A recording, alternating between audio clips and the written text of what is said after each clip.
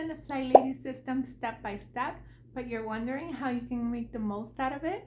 Well, wonder no more, because in today's video, we're going to cover just that. Stick around to the end if you want the most important tip. Come on, let's jump right in.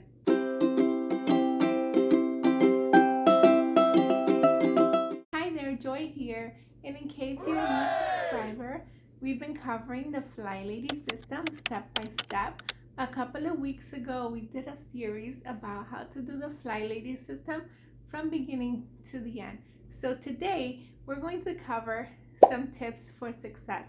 The cherry on the Flylady cake, if you will. Tip number 1, don't bite off more than you can chew. For example, when working on your zones, if you're decluttering, don't take out more than what you can put back in 15-minute increments. That might be less than you think, or it might be more. So just to be safe, suppose you're working on a shelf like this. You would take the first shelf, declutter it, maybe give it a little wipe down, put everything back, and then, depending on the time, you would now continue with the next shelf.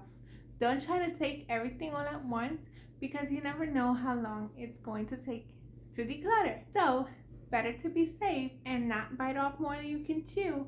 Only do it a little bit at a time. That way you're not left with an even bigger and more overwhelming mess than what you started with. Remember, this system is all about loving ourselves, so we don't want to cause any more stress to ourselves. And the next one is be consistent. Consistency goes a long way. So you're going to want to keep this up every single day.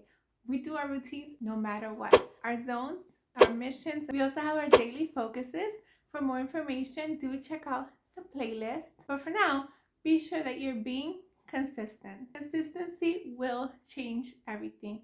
If you keep going and you don't stop, you're going to see drastic results. Okay, and the next one is add things that work for you and take away things that don't.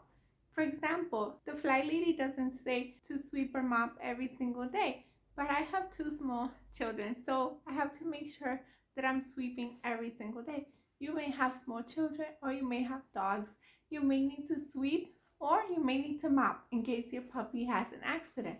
Another example is in the weekly home blessing, I don't have any magazines, so I went ahead and substituted that with paper clutter. Hi, I'm Joy, and I'm an all paper keeper. I used to keep all of the papers, every single one, like all of them. So I'm still battling with that. For now, I do paper clutter. When I don't have paper clutter anymore, then I will move on to email. But though she says to do magazines, I don't have, so I removed that one from my list. However, I did add daily sweeping because of my 2 young boys. Go ahead and add what works for you and take out what doesn't. Just don't recreate the system too much, because this one is super life-changing. Okay, and the next one is make sure you have an anti-procrastination list. For those of us doing the anti-procrastination variation, you're going to want to make sure you have a list where you jot all of those things down. It's very important so that when Wednesday comes about, there's no wondering what will happen next. You have your task that you need to do on anti-procrastination day. And also, it keeps it out of your mind, and you don't have to worry about forgetting about it. It won't keep you up at night. You just write it down on the list. Whenever you think of more, you go ahead and add it. And you just go down the list and do what's next on Wednesdays, or whatever day works for you. The next one is start slow. You don't want to overwhelm yourself. This system can really make your life and home a lot more streamlined and organized. However, if you look at the website when you first jump in, it looks completely overwhelming, which is why we've been covering the Flylady system step by step. However, even after you understand it, if you try to take on all of those things at once, you might fail. Don't set yourself up for failure. Each part has to be done little by little. These are keystone habits here. You're going to want to have these ingrained before you move to the next one. First, start with your routines, and then once you have your routines down pat, you might want to start working on your zones, decluttering little by little. You might even want to take on a mission or 2. Finally, you can add your daily focuses, or whatever works for you. But don't try and do it all at once. If you're getting value out of this video so far, don't forget to give it a big thumbs up and let me know in the comments down below which part of the Flylady system are you looking forward to the most. My favorite are the focuses because each day it gives us something to do to stay on top of our home and our lives. It has made my life so much more organized and my home too. And once we apply these things, I'm never wondering which day I do what. Every day has a focus, and I'm so grateful for that. But let me know what's your favorite in the comments down below. Okay, and the next one is give yourself permission to rest. I know this is super tough for some of us, including me, but you gotta give ourselves permission to rest. Remember, fly means finally loving yourself.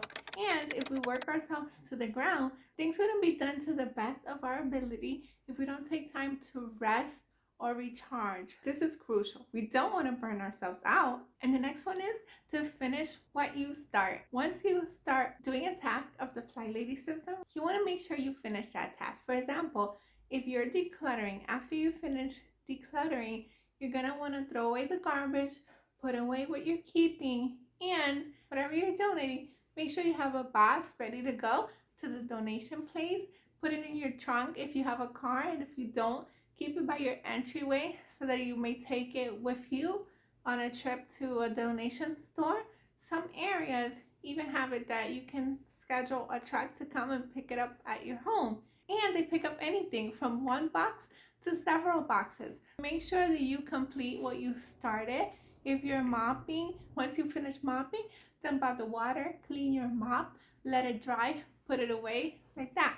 Start whatever it is that you finish so that you're not met with an overwhelming mess later after you finish doing all of these routines. And the next one is create momentum. If you're an early bird like me, when you get up in the morning after you do your personal routine, go ahead and immediately jump into the Flylady routine. Don't delay, because a body in motion stays in motion. Or if your children are napping, you can go ahead and work on your zone or your focus or whatever it may be. Some focuses you cannot do when the children are napping if you have children, because they require going outside, like on errand day. So that one you plan accordingly. But everything else that needs to be done in an uninterrupted block of time, go ahead and plan out when you're going to do it so that you may create momentum. Let's say you have children and they go down for a nap. Immediately after, don't sit down and rest. I know we feel tired, but go ahead and immediately start your afternoon routine. The quicker you do it, the more free time you'll have later. Trust me. After dinner, same thing. Don't sit around. Go ahead and get up and do the things that need to be done. You'll have a lot of times to rest and relax later. And the next one is commit. Commit to doing this plan for at least 3 months.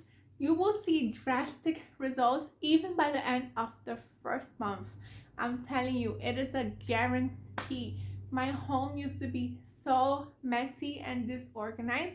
Actually, my home is more clean and organized now than it is before I had the children. So that's saying something.